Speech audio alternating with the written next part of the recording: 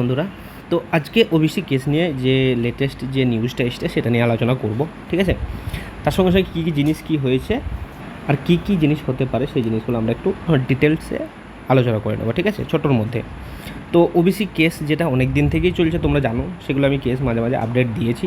তো লেটেস্ট যে নিউজগুলো এসেছিলো সেইগুলো নিয়ে আমরা কথা বলবো, লেটেস্ট, ঠিক আছে। লেটেস্টে কী করেছিল স্টেট গভর্নমেন্ট কী করেছিল, একটা গেজেট বার করেছিল,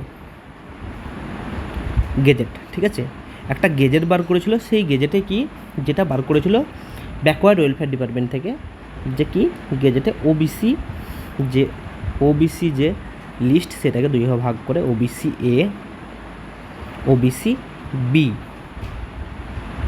লিস্ট কী করা হয়েছিল, যে আগের যে লিস্ট ছিল সেখানে ওবিসি এ থেকে ওবিসি বি থেকে ওবিসি এ অনেকজনকে করা হয়েছিল, এবং কিছু নতুন নিউ ওবিসি এও অ্যাড করা হয়েছিল, কিছু নিউ ওবিসি বিও সাবকাস্ট অ্যাড করা হয়েছিল, ঠিক আছে।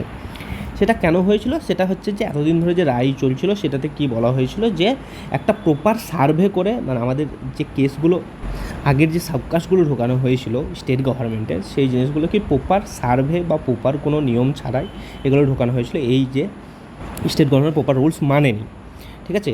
সেই অনুযায়ী সেজন্য কি স্টেট গভর্নমেন্ট কি একটা গেজেট প্রকাশ করে, যে একটা সার্ভে করে একটা নতুনভাবে একটা গেজেট প্রকাশ করা হয়েছিল, যেটা অফিসিয়ালি পাবলিশ করা হয়েছিল।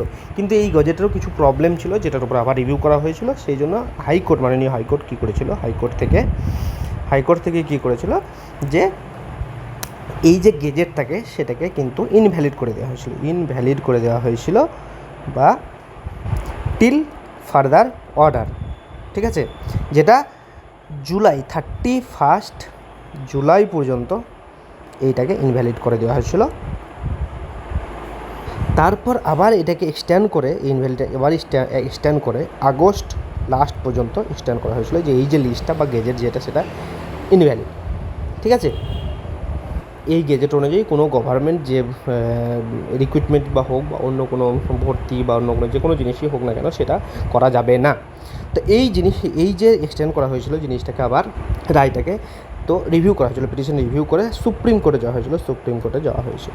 তো সুপ্রিম কোর্ট থেকে জাজকে যে অর্ডার দেওয়া হয়েছে সেটা হচ্ছে যে এই যে হাইকোর্ট থেকে যে রায়টা দিয়েছিল সেটার একটা স্থগিতাদেশ দেওয়া হয়েছে, যে এই যে তোমার যে গেজেট, যে স্টেট গভর্নমেন্টের যে গেজেট যেটা পাস করেছে সেইটা নিয়ে গভর্নমেন্ট চাইলে তাদের নতুন যে নিউ রিক্রুটমেন্ট অর আদার্স যে তোমার স্কুল কলেজের যে ভর্তি বা আদার্স যে তোমার প্রসিডিউরগুলো থাকে সেগুলো গভর্নমেন্ট করতে পারে, সেগুলোর উপর কোনো বাধা বিপত্তি আজকের রায় অনুযায়ী, সুপ্রিম কোর্টের রায় অনুযায়ী থাকলো না।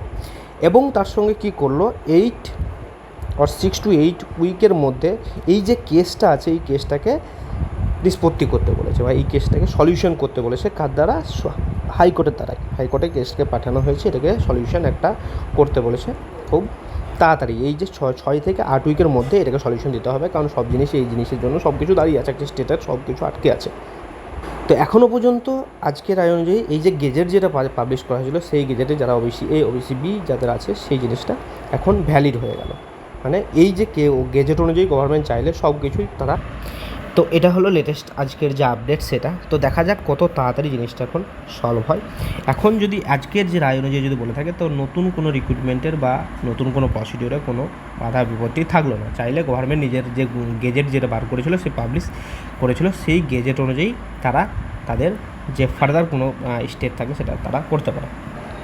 চলো, সবাই সুস্থ থাকো, ভালো থাকো। ভিডিও ভালো লাগলে অবশ্যই লাইক করবে, শেয়ার করবে ফ্রেন্ডদের সঙ্গে। আর এই ব্যাপারে যদি কোনো লেটেস্ট নিউজ আসে অবশ্যই চ্যানেলে জানানো হবে। তো চ্যানেল সাবস্ক্রাইব করে বেল আইকন দাবিয়ে রাখো।